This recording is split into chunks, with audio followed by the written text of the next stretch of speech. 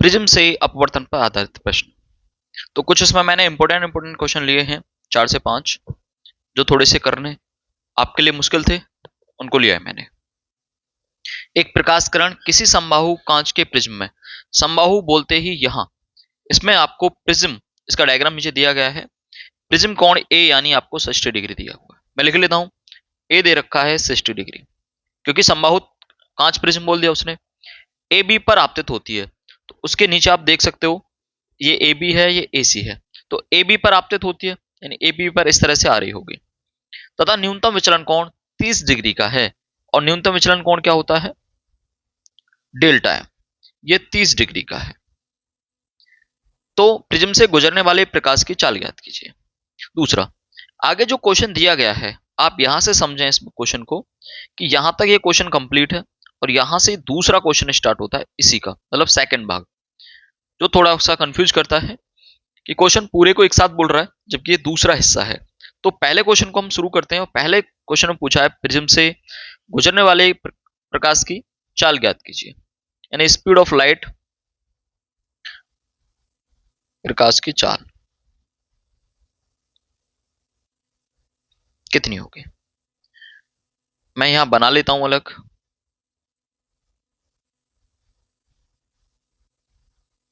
देखो, यहां से जब इस तरह से प्रकाश इस पर डाला गया, तो यहां हमने एक लंब डाला, तो ये लंब की तरफ नीचे की तरफ आया प्रकाश, और बाहर फिर इस तरह से चला गया। सीधी किरण जाना चाहती थी इस तरह से, इसके बीच फिर हमने इस रेज को थोड़ा सा पीछे मिलाया, ये जो कोण बना आपका, ये 30 डिग्री का बना है। मैं डायग्राम आपको समझा दिया है। प्रकाश की चाल बतानी है, हमें ए दे रखा है और डेल्टा एम दे रखा है। हम प्रकाश की चाल कैसे बता सकते हैं?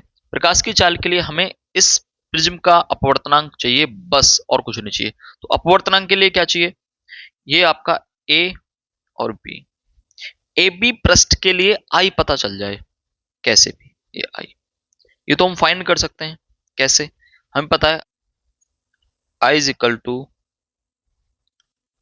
Delta M plus A by 2। ये आई के लिए फॉर्मूला होता है, लगाओ। डेल्टा एम कितना है? 30 डिग्री। ए कितना है? 60 डिग्री, डिवाइड बाई 2, यानी आई आपका आया 45 डिग्री। बस यही चाहिए था। अब क्या करना है? अब स्नेल्स लॉ यूज करना है पहली पृष्ठ ए बी के लिए। ए बी पृष्ठ के लिए स्नेल्स लॉ से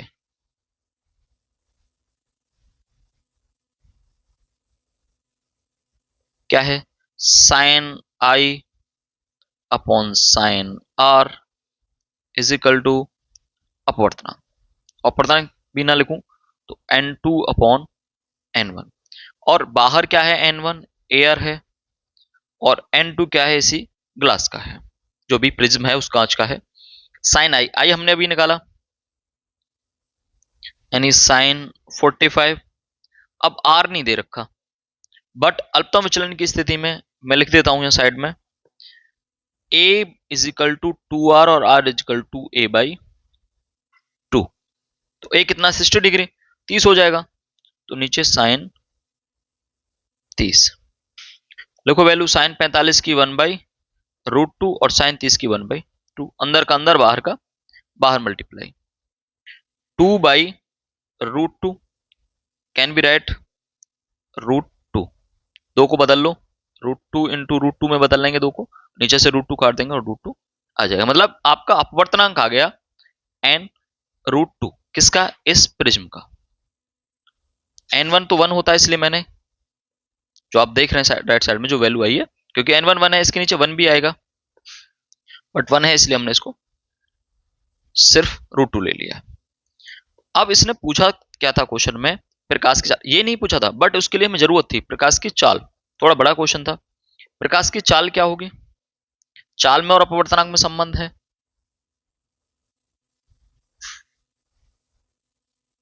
अपवर्तनांक में संबंध,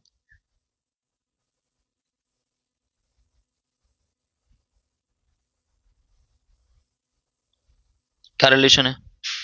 साइन आई अपॉन इसको नहीं, उसे कर लो n2 upon n1 is equal to v1 upon v2। v1 क्या है, पहले माध्यम में स्पीड, और v2 क्या है, दूसरे माध्यम में स्पीड।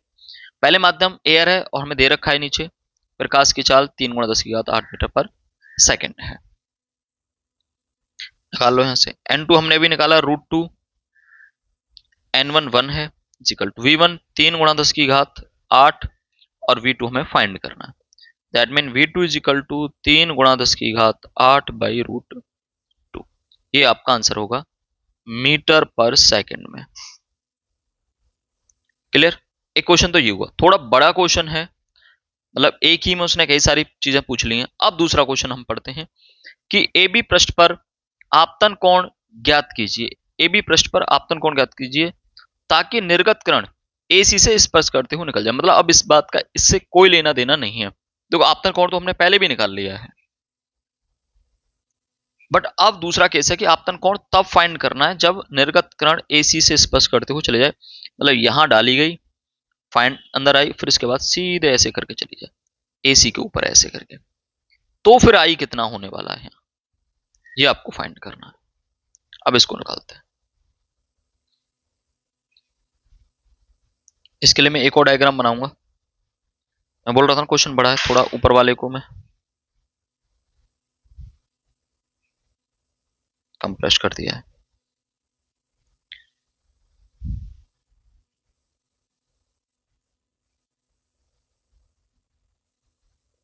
ये रेस डाली गई, ये मैंने अवलंब डाला, कहीं ऐसे गई, इसके बाद यहां अवलंब डाला गया और ये नीचे की तरफ आ गई। दूसरे कलर से ले लेता हूं, ये नीचे की तरफ आ गई। तो अपने पास ये I है और ये जो मिल रहा है ये E है, ये जो एंगल है ये R1 है और ये R2 है। ऊपर वाला R1, ये पहले वाला R1 और इसको R2 बोल देते हैं अगर आपने डेरिवेशन उस समय क्या होगा तो। ये 60 डिग्री है। अब हमें यहाँ R2 को निकाल लेते हैं। अच्छा, R2 की जरूरत क्यों है हमें निकालने की? अगर हम R2 निकाल लेंगे तो R2 निकालने से हमें पता है A is equal to R1 plus R2। R2 निकल जाएगा तो R1 भी हमें मिल जाएगा। R2 निकालेंगे कैसे? इसमें स्नेल्स लॉ लगा दो, स्नेल का नियम। कौन से पृष्ठ के लिए? AC पृष्ठ के लिए। AC पृष्ठ के लिए क्या होगा? साइन I क्या होगा? R2 बटे साइन R2 होगा ना, और बाहर वाला साइन E, मतलब ये साइन 90 हो जाएगा इक्वल टू N2 बाहर वाला मीडियम 1, अंदर वाला मीडियम हमें पता है √2। साइन 90 की वैल्यू 0 हो जाएगी तो sine R2 is equal to 1 by √2। That mean R2 is equal to 45 degree. और हमें पता है A कितना दे रखा था? 60 डिग्री। R2 निकल के आया 45 डिग्री और R1 कितना होगा तो 15 डिग्री। R1 की वैल्यू पता चल गई। अब फिर से क्या करना है? AC पृष्ठ के लिए, AC पृष्ठ के लिए आप क्या कर दो? स्नेल का नियम फिर लगा दो, क्योंकि हमें I चाहिए ना। R1 पता चल गया तो अब इसको कर सकते हैं साइन I, ये तो फाइंड करना था। साइन R, तो साइन R की जगह R1 दूसरे पृष्ठ के लिए, यहां से ये है अंदर गई तो ये R1 जो R1 है ये R होगा और I पहले वाला कोण होगा इजिकल टू N2 अपवर्तनांक माध्यम का कांच का हो गया और N1 बाहर 1। तो रखो इसको, साइन I हमें फाइंड करना है और साइन I इजिकल टू हो जाएगा N2 into sine R1। Sign R1 की वैल्यू 15 और हमें क्वेश्चन में दे रखी है √2 कि साइन R1 की वैल्यू कितनी है। R1 की देखो, मतलब साइन 15 की वैल्यू दे रखी है √3 माइनस 1 बटे 2 √2। √3 माइनस 1 बटे 2 √2, ये आ गई साइन 15 की, उसकी साइन I की वैल्यू √2 √3 - 1/2√2, यही थी ना, 2√2। √2 का मल्टीप्लाई कर लो अंदर, तो ये हो जाएगा √6 -√2। अच्छा, नीचे 2√2 है, इसको दोनों की तरफ लिख सकते हैं। मैं यहाँ भी लिख सकता हूँ 2√2 और यहाँ भी लिख सकता हूँ 2√2। तो यहाँ से √2 से √2 कैंसिल आउट, या √2 से √3 बचा ऊपर, तो √3 - 1 बटे नीचे यहाँ बचा इसमें 2 और यहाँ बचा 2, दोनों के नीचे 2 बचा ना, यहाँ रूट से वो बच गया, तो क्या है वैल्यू ये। अगर इसमें आई लिखोगे तो साइन इनवर्स लगा देंगे इधर, मतलब आई लिखना चाहोगे तो साइन इनवर्स √3 - 1/2, ये होगा आपका आंसर। थोड़ा लंबा क्वेश्चन था, वापस से देखिएगा, दोबारा देख लेना इस question. Next question, question number कह रहा है नेक्स्ट, एक 90 अंश कोण वाले प्रिज्म के पृष्ठ, यानी कि आपको प्रिज्म कोण 90 डिग्री दे रखा है, ए बी पर एक वनी प्रकाश की किरण चित्रानुसार आपतित होती है, मतलब इस तरह से सीधी आपतित हो रही है और ये अवलंब के साथ 45 डिग्री का एंगल बना रही है। अपवर्तन के पश्चात निर्गत किरण एसी के स्पर्शवर्त निकलती है, मतलब वो जो निकल रही है ये एसी पृष्ठ है आपका, तो इस पर निकल रही है इस तरह से, यानी यहां इस समय ये 90 डिग्री का एंगल है। तो प्रिज्म के पदार्थ का अपवर्तनांक ज्ञात कीजिए।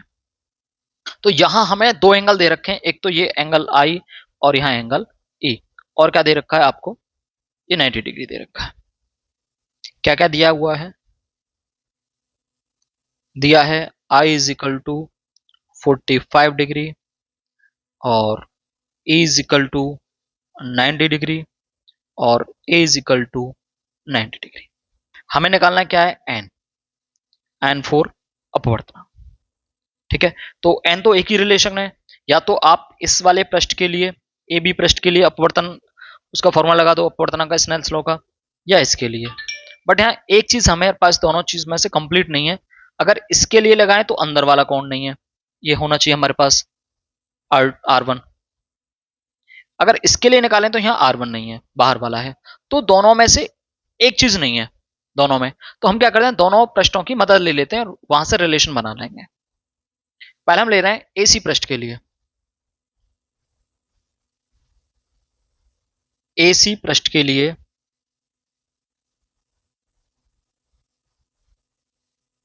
एसी पृष्ठ के लिए स्नेल का नियम, तो इस समय N2 एयर हो जाएगा बाहर वाला, जब रेज यहां से बाहर जा रही है, बाहर की बात कर रहा है, तो चाहे नीचे जा रही है, बट ये नहीं कह रहा है इसमें अंदर ही जा रही है, तो बाहर जा रही है ना, इसके स्पर्श करती हुई बाहर की तरफ, तो इस समय ये N2 होगा और ये N1 होगा। साइन आई, ये इस वाले को आई बोल रहे हैं, तो ये क्या होता है, R1 होता है, तो sign R1 upon sine R2, यानी बाहर वाला ये E की बात कर रहा है, तो ये 90 हो जाएगा, = N2 बटे N1। तो N2 यहाँ बाहर का है जो कि एयर का यानी 1 होगा, तो यहां से निकल के आएगा। अच्छा, ये जब साइन 90 हो गया तो साइन R1 को क्या हो, क्रांतिक कोण हो जाएगा, तो साइन C, नीचे तो 1 ही आ जाएगा, कुछ भी नहीं लिख रहा हूं, = N2 1 हो जाएगा, तो 1/n, N1 लिख लिया है तो मैंने इसकी जगह n लिख लिया है कि ये कांच का अपवर्तनांक है, यही तो हमें निकालना है, जैसे हमने दे रखा है ये n ही तो लिखा है, जो हमें प्रिज्म का निकालना है। ये पहले पृष्ठ से रिलेशन मिल गया, इक्वेशन फर्स्ट। अब ए बी पृष्ठ के लिए, ए बी पृष्ठ के लिए स्नेल का नियम,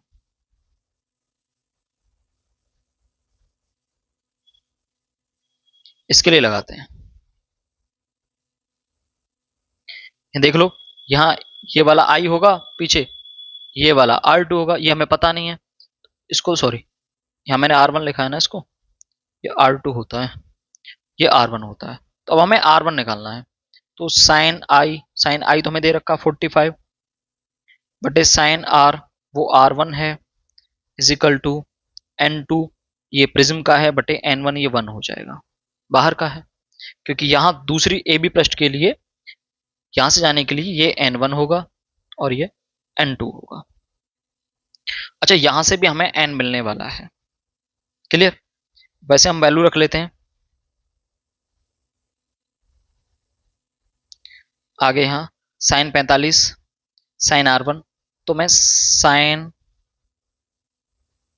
R1 into n is equal to sine 45।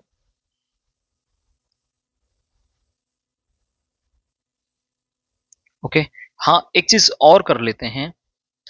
मुझे पता है यहां से ये जो C था, यहां से हमने जो R2 निकाला था, ये C ही तो है, यही तो C निकाला है हमने, और R1 हमने यहां से निकाल लिया।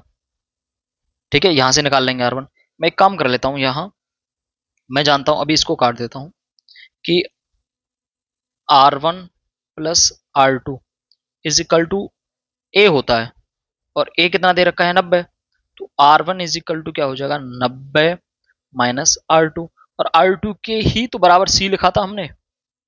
देखो, यही तो हमने C लिख लिया है यहाँ, विक्रांत कोण का मान है, तो मैंने यहां इसको C लिख लिया।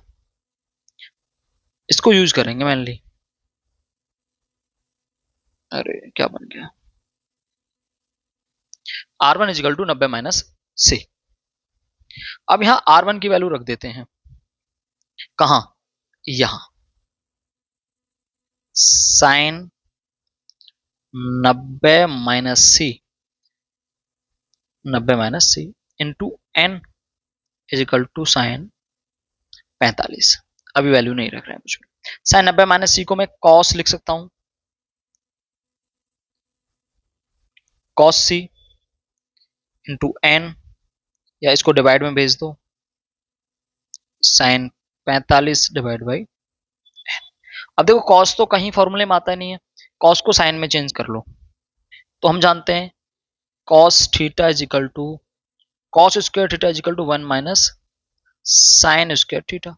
इसको स्क्वायर को हटाना है तो यहां रूट लगा लो, तो ये लिख दो लेफ्ट साइड में 1 माइनस साइन स्क्वायर C, इसका भी लेना है root, is equal to sine 45 divide by n।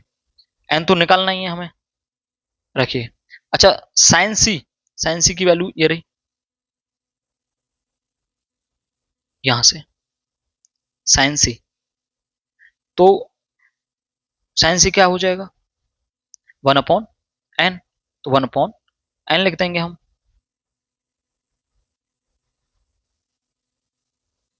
1 minus 1 upon n square, भाई sine C is equal to 1 upon n square, तो सीधा रख दिया हमने, इजिकल टू साइन 45, चलो वैल्यू रख लेते हैं 1 बाई रूट 2, और नीचे आ जाएगा इनटू में n। इसको हटा दो, दोनों तरफ क्या ले लो, दोनों तरफ वर्गमूल लेने पर, सॉरी वर्ग करने पर, वर्ग करने पर, तो इसको हम सॉल्व भी कर लेते हैं, N square minus 1 divide by N square, N square minus 1 equal to N square, और यहां हो जाएगा वर्ग करोगे तो 1 बाई 2 और एन स्क्वायर। क्लियर? तो यहां मैं काट सकता हूं एन स्क्वायर से एन स्क्वायर, क्या बचा, N square minus 1 is equal to 1 by 2, और N square is equal to 1 by 2 plus 1, यानी कि N square is equal to 3 by 2। यहां से एन ले हुए तो दोनों तरफ वर्गमूल ले लो, तो रूट में 3 बाई 2, ये था आपका आंसर। क्लियर? थोड़ा अच्छा सवाल था, मैथमेटिकल है थोड़ा ज्यादा। ओके, वापस से देख लेना इसको, दोनों ही क्वेश्चन इससे पहले लिया है, वो भी अच्छा क्वेश्चन है और ये भी अच्छा क्वेश्चन है। अगले क्वेश्चन की तरफ बढ़ते हैं, क्वेश्चन नंबर 9। क्वेश्चन नंबर 9 क्या कह रहा है, इसको देख लीजिए। एक प्रकाश किरण का अपवर्तनांक दे रखा है √2, प्लेन से न्यूनतम विचलन कोण से अपवर्तित हो रही है, मतलब आई ई के बराबर होना चाहिए वो सब कुछ कंडीशन। यदि इस किरण के लिए आपतन कोण अपवर्तन कोण का 2 गुना है तो प्रिज्म का अपवर्तनांक, वो अपवर्तक कोण ज्ञात कीजिए। प्रिज्म का अपवर्तक कोण ज्ञात कीजिए, और क्या है अपवर्तक कोण, ए। पहले लिख लो दिया है क्या क्या दे रखा है, अपवर्तनांक n इज इक्वल टू √2, न्यूनतम विचलन की स्थिति है,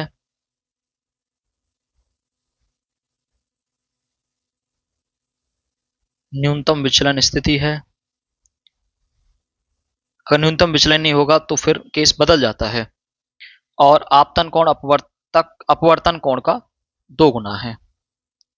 अगर मैं यहां बनाऊं तो मैं इसको समझाऊं, ये आपका प्रिज्म है, तो यहां से जो ये रेज आई, ये आपका अवलंब है, इस तरह से गई कुछ भी, तो ये आपका आई होगा आपतन कोण, और यहां से ये वाला जो एंगल है ये होगा आपका अपवर्तन कोण। ठीक है, तो प्रिज्म का अपवर्तक कोण ज्ञात कीजिए, मतलब आपको ए ज्ञात करना है। ये आपतन कोण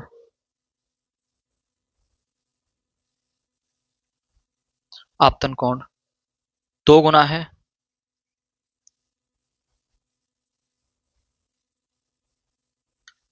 अपवर्तन कोण का।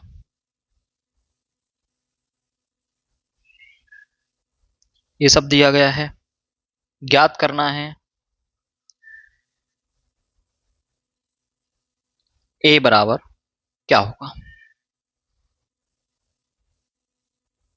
चलिए, अगर मैं इसको कुछ भी मान लूं, अपवर्तन कोण को आर मान लूं या कुछ भी मान लूं, तो उसकी फॉर्मा में से वैल्यू रख देंगे। न्यूनतम विचलन की स्थिति है, स्नेल्स लॉ लगा दो इस पृष्ठ के लिए, ए बी बोल दो, आप कुछ भी बोल दो। ए बी पृष्ठ के लिए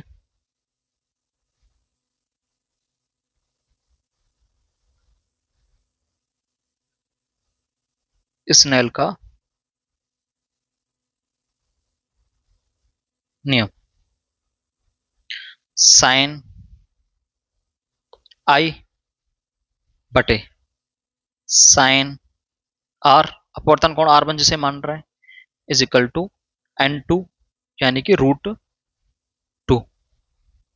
ये होगा आपका N1 हो जाएगा, N1 तो 1 हो जाएगा ना।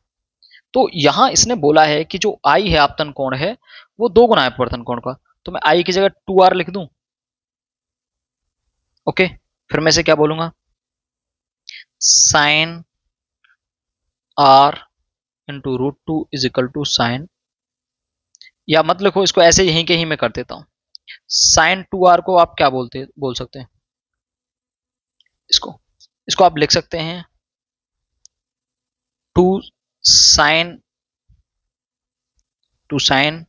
R into cos R।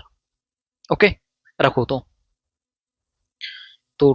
2 sine R into cos R बटे sine R is equal to √2। Sine R से sine R, cos R is equal to √2/2।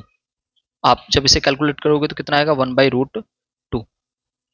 तो कॉस R में यानी कि कॉस थीटा में वो कौन सी वैल्यू है जिसका मान 1/√2 होता है, तो ये कितने का होता है, 60 का होता है, सॉरी 45 का होता है। R इज इक्वल टू 45, और हमने बोला कि जो आपतन कोण है वो अपवर्तन कोण का 2 गुना है, तो हमने R लगाया था, तो आपका जो I हो जाने वाला है वो 2R है, इसका मतलब 90 डिग्री। ये था आपका आंसर। क्लियर। इसके बाद है क्वेश्चन नंबर 11, मतलब बुक का क्वेश्चन नंबर 11 है आपका नेक्स्ट क्वेश्चन। किसी प्रिज्म के लिए अल्पतम विचलन कोण 30 डिग्री है। प्रिज्म के प्रथम अपवर्तक पृष्ठ पर अपवर्तन कोण 30 है। प्रिज्म के पदार्थ का अपवर्तनांक ज्ञात कीजिए। चलिए, दिया है delta M is equal to 30 degree, और आपका जो अपवर्तन कोण है R1 वो है 30 डिग्री। ये तो मैंने बार बार आपको बता दिया है कि R1 कौन सा होता है, R2 कौन सा होता है, और ज्ञात क्या करना है आपको,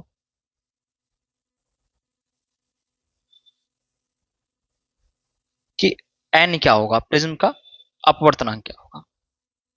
अच्छा, हम एक फॉर्मूला पढ़ते हैं, हमें क्या बताना है, सिर्फ अपवर्तनांक बताना है। और अपवर्तनांक कैसे बता सकते हैं, sine I upon sine R is equal to N. तो एन तो है आपके पास, वो आर तो है आपके पास 30 डिग्री, एन बताना, आई पता चलना है। तो हम जानते हैं delta M is equal to, sorry, I is equal to delta M plus A by 2 होता है अल्पतम विचलन की स्थिति में। तो डेल्टा एम क्या होगा, डेल्टा एम आपका 30 प्लस ए कैसे निकाल सकते हो, आर तो दे रखा है और हमें पता है अल्पतम विचलन की स्थिति में वैसे ए बराबर r one plus r two और आर वन बराबर आर टू होता है, A is equal to 2r, is equal to 2r लिख दो। 2r मतलब 60 डिग्री डिवाइड बाई 2, यानी आई इज इक्वल टू आया 45 डिग्री। रख दो स्नेल्स लॉ में, sine 45 divide by sine 30 is equal to N. N आपको फाइंड करना है। साइन 45 की वैल्यू 1 बाई रूट 2 बटे 1 बाई 2, अंदर का अंदर बाहर का बाहर, एन के बराबर आ रहा है। ऊपर क्या, तो 2 by root 2 is equal to n, या n is equal to root 2। समझ में आ गया ना भाई। 2 को हम क्या लिख सकते हैं, इस 2 को लिख सकते हैं रूट 2 गुणा रूट 2, तो रूट 2 से एक रूट 2 कट जाएगा, रूट 2 बचेगा। क्लियर, ये हो गया आपका आंसर। ठीक है भाई, आ रहा समझ में तो कमेंट करके जरूर बताना। बढ़ते हैं अगले क्वेश्चन की तरफ। अब ये पतले प्रिज्म वाला आ गया। पतले प्रिज्म के लिए मैंने डेरिवेशन कराया हुआ है। क्या होता है कि न्यूनतम विचलन delta M is equal to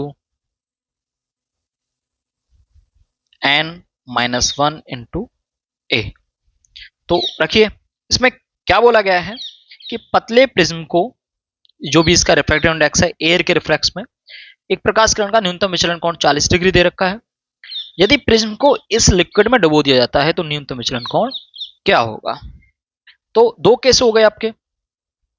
तो पहले हम ये लिख लेते हैं, ये तो फॉर्मूला हो गया, जब बाहर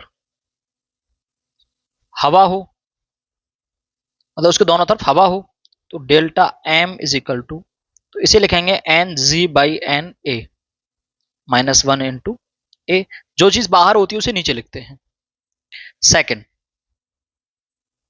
जब बाहर पानी हो या पानी में डूबा हुआ हो, जो भी लिक्विड है, मैं पानी बोल रहा हूं जो भी है, तो डेल्टा एम जो होने वाला है वो N ji by N L liquid minus 1 into A. Equation first को, चलो इक्वेशन फर्स्ट से ही निकाल लेते हैं। इक्वेशन फर्स्ट से निकाले, बाकी तो हम इसको डिवाइड करके भी कर सकते हैं। चलो मैं इसको इस तरह से निकाल लेता हूं।